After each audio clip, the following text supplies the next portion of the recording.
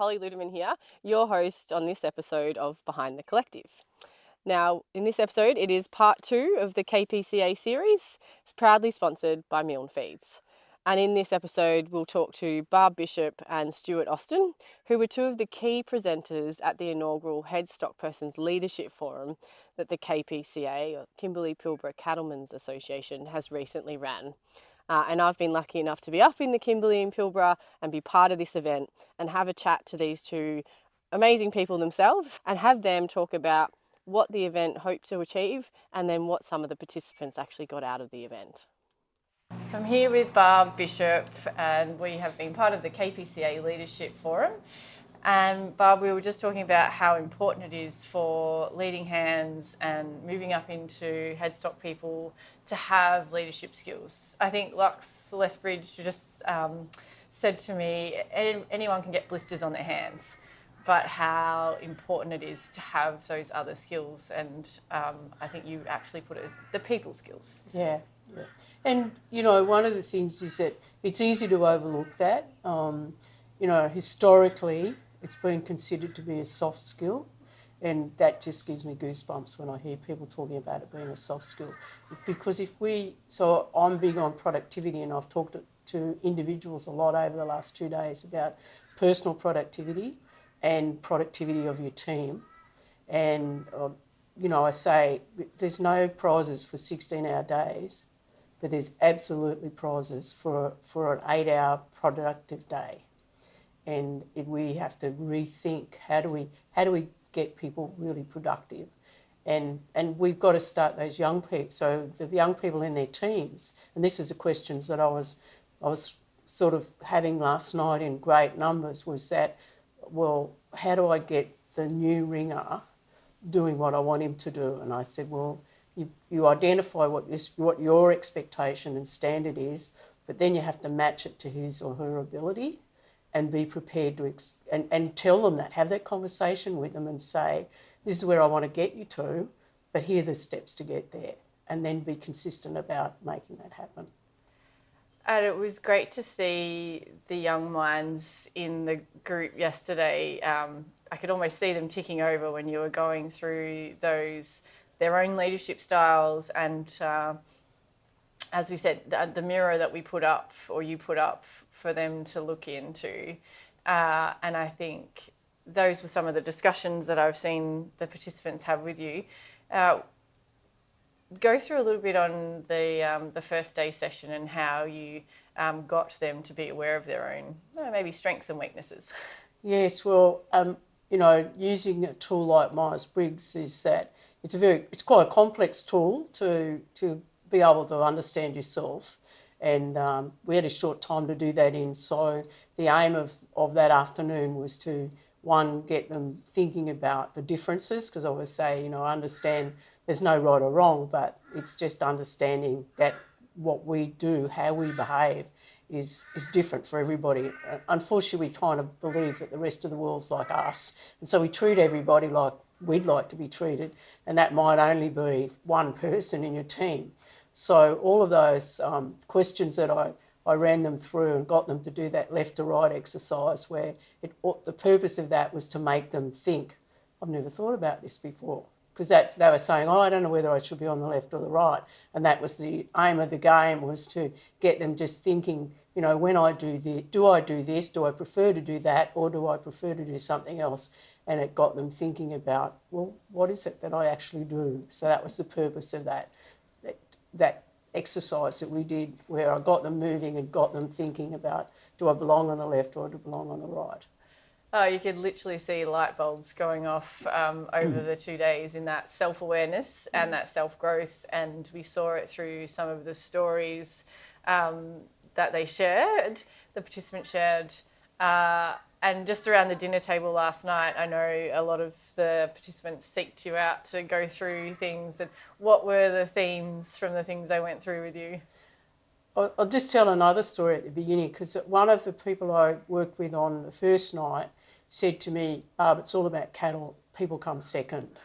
And I went, how am I going to deal with that? I'm not sure how I'm going to have that conversation. But in the same group, someone was asking me about a difficult person they had in their group, and And I said, what you have to think about is their confidence and where they're at in terms of confidence, because they may be a little bit skilled but really nervous, or they've had a bad experience before, so it's wrecked up their confidence. So part of your job is to look at that. And the cattle person said to me, oh, that's why my wife goes to water when I'm in the yard with her, because she's really competent on her own. And so it's a confident, that was a confidence thing. So that was that was a real light bulb moment. And that, you go, wow, how powerful is that to turn someone around in a short period of time? Yeah. And the other thing that people want to know is how to deal with that. One of the things is, but I told them how to do it, Barb, and I've told them 100 times. And I get asked that over and over again, and that was a theme from last night. And so my job is then to keep asking them questions. How did you do this? What did you ask them to do? What were your expectations? Where are these skills at? To actually, because what I want them to do is solve the problem. Because if I give them an answer, it's my answer, not theirs. And I want them to own that. And some of the discussion last night was around that very thing. When I tell someone to do something, and someone gave an example. I gave him 2 things to do. And he did the last one, but he didn't do the first one, which was quite a big job. One was to shift some cattle, and the second one was to get something out of the ute and take it to the yards. And he only did the last job. He missed moving the cattle. She said, how can that happen? And I said, that's because it's the last piece of information you gave him, and he wasn't concentrating or listening, and you didn't actually have control of that. So he's just got the last bit of information. So when you're giving that information, you need to close the loop about understanding, did he actually get all the bits and pieces? That incredible, those reflections and hearing the stories, and people having the light bulb moments enough to realise their mistakes was some of the themes that we went through yesterday. And that's what was really good last night, is those people telling their own stories. Yeah. Because that's, that you've really had an influence on them when they can tell their own stories. They've taken those leadership themes that yourself and Stu and I went through with them, and they've been able to reflect. So an incredible group of young people that have had some extra skills, and networking, I think, was incredibly important out of the event. Because they're talking, one of the girls said to me, oh, we didn't go to bed till 2 o'clock, Barb. And I said, oh, don't tell me you were at the nightclub or wherever. And they went, no, we were at our place where we were staying, and we couldn't stop talking about the things that we talked about during the day. That's pretty impressive. Yeah. So credit to KPCA for a great event with young leaders, and I think filling a gap in some skills needed across the north for these young leaders that are put in incredibly isolated and sometimes high pressure situations. Absolutely. And I think something that, I'm looking forward to being part of again, and hopefully we can continue to empower these young people to be the best they can be. Yes, and I think it's a terrific job on KPCA's part, and we need to think about, well, what next? Because if we can't just keep giving little sparks, we need to be able to consolidate it. And some of that's industry's responsibility to commit and be prepared to invest in that. We talk about staff turnover and how hard it is to get people to come to the West and those sorts of things, but we have to invest in being able to give them the skills to do the job we want them to do. Absolutely. Thank you so much for your time, Barb, and look forward to being part of the future of the, leadership forums. Thank you. Cheers. So I'm here with Stu Austin from Audacious Ag. Now, Stu, you facilitated and presented at the KPCA Leaders Forum over the last few days, and there was an amazing cohort of young people. I feel pretty energised from being part of the event. Run us through, I think, a bit of what you did and some of the key messages you think the students got out of it. Sure, Holly, thank you. It was an absolute pleasure to be over here. I feel very fortunate to have been invited and to have had the opportunity to facilitate it with these young people. It was a terrific cohort of young people. I was very impressed with the standard at which they held themselves. the way they presented themselves. It was Yes. excellent to see, and a great reflection on our industry and the professionalism that we're creating in the industry. So we really, we came into this with three key goals: was to build confidence in them as young leaders, recognising that they're kind of the 1 in 10 of the 10 kids that start in the stock camp. They're the ones and twos that have risen to the top and taken on the challenge of leadership for various reasons. So the first thing was to instill that confidence in them to step out and pursue that challenge. The second one was building capacity in them, so building whatever skills and knowledge we could in the last day and a half around understanding how we tick ourselves, what drives us and our personality that Barb did such a wonderful job with the Myers-Briggs.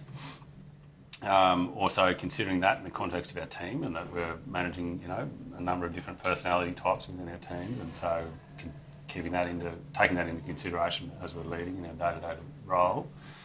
And then the third thing was around the network and helping them get amongst their peers beyond the boundaries of their own companies, right across the region here. And I think it was terrific to have a spread from the East Kimberley through to the southern Pilbara and down to the Gascoyne. It was excellent, and it just cultivated those relationships. And by the time we all finished dinner last night, there was plenty of cross-pollination going amongst everyone here, and that was, they'll see each other again at the room radio and all around the traps, and it just helps them build their network and build the confidence to step out and meet and greet with other people, and particularly some of their potential role models and mentors, as some of the older managers that had joined us yesterday afternoon. Yeah, the panel sessions, I think were great to have those different young leaders or managers, and then some of the more stalwarts of the industry come into the room. But I think it was incredible to see the confidence change over the few days, and a few light bulb moments for people, and some impressive personal stories and self-reflection. So I think that's one of the things I got from asking a few participants, like, what's your biggest takeaway? And that was, it was interesting to have a mirror put up. Yes. And how important do you think that is for these, the 1 in 10s that are going from that maybe lead hand to head stockman?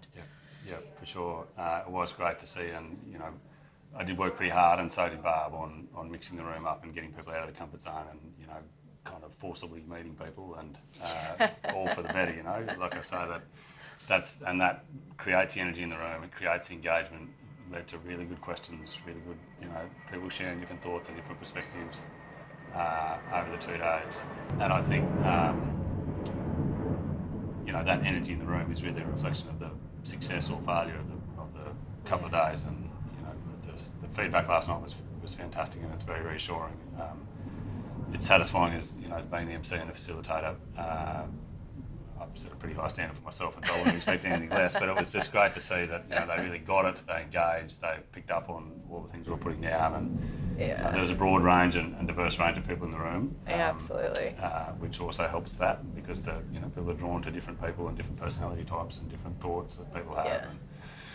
And then to round it out with those managers yesterday afternoon was outstanding. And again, what was slightly reassuring was that a lot of the stuff we talked about earlier in the day that they didn't know we talked about, they reiterated and repeated things around, the standard you walk past is the standard you accept, and so set that standard early and hold yourself, set a high bar.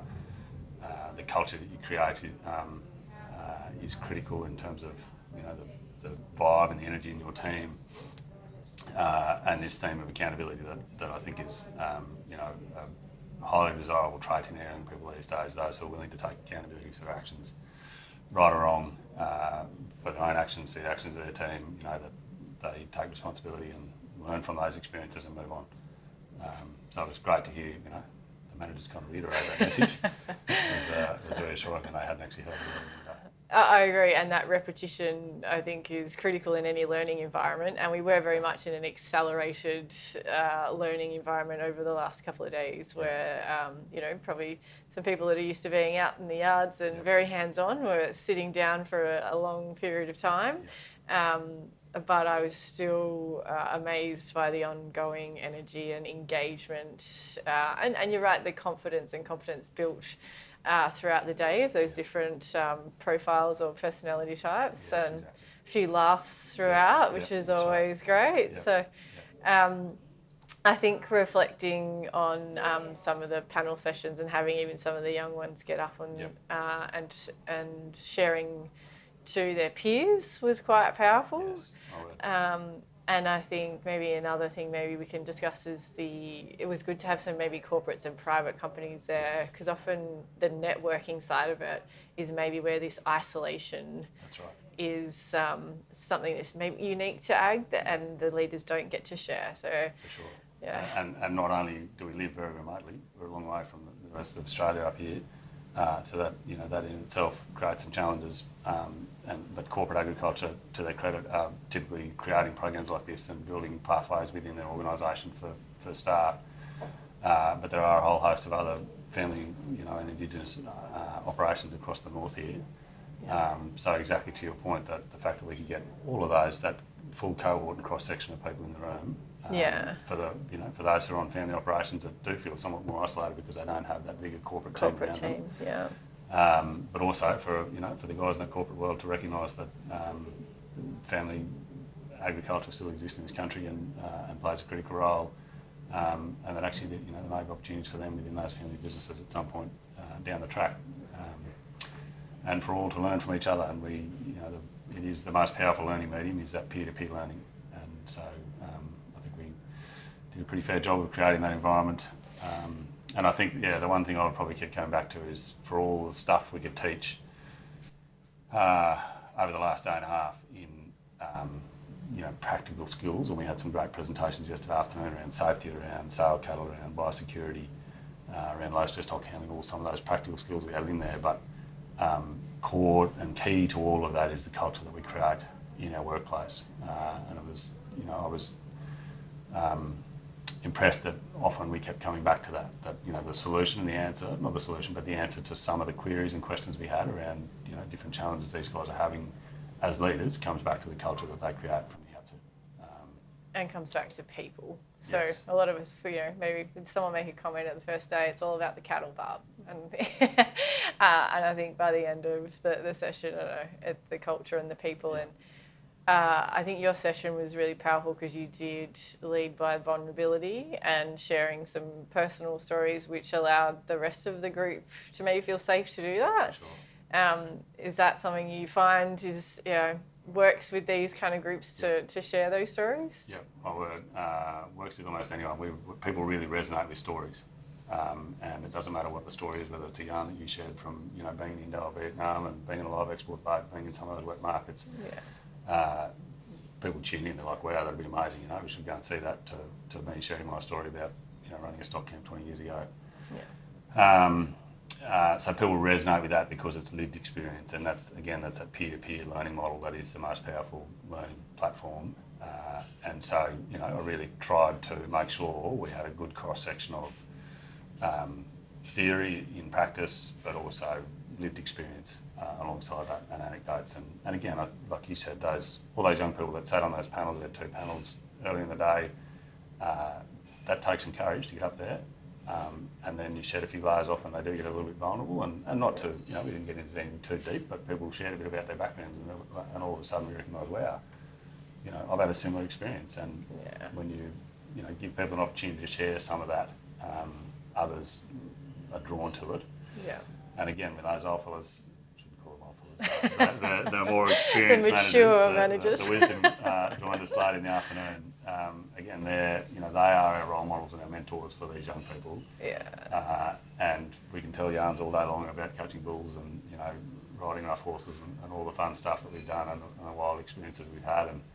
And again, young people are drawn to those yarns, but we can also take it another layer or to a much higher level and a deeper level around some of the experiences they had when they were young people, and maybe not necessarily having role models or mentors, definitely not having access to some this sort of training and knowledge and information, and that they all, and I said it last night, I've never asked someone for advice and they've said, I'm not going to tell you. We all, as we go through our careers, there's something inherently satisfying about sharing some of our knowledge and experience for the benefit of someone else, and all those people on that panel yesterday afternoon did exactly that, and sat around here last night at dinner and did the same thing. Had a good yarn, Well, a great initiative for KPCA Leaders Forum, and thank you so much, Stu, for facilitating and presenting and creating an energy that I think everyone will remember, and hopefully we get to do this again next year. You bet. Thanks, Holly. Thanks, Stu. Cheers. Thank you for listening to this episode of Behind the Collective, part 2 of the inaugural Head Stockpersons Leadership Forum series with KPCA, proudly sponsored by Milne Feeds. Now, this was a great collaboration between the Livestock Collective and KPCA, but for full transparency, I also work for Milne Feeds. There was a number of other amazing sponsors and generous people as part of this event, which we'll list in the show notes. The Livestock Collective is a non-for-profit organisation. We are really focused on empowering the supply chain and providing information to the wider community. If you like what we do, please like, share, subscribe, or consider sponsoring an event or a podcast yourself.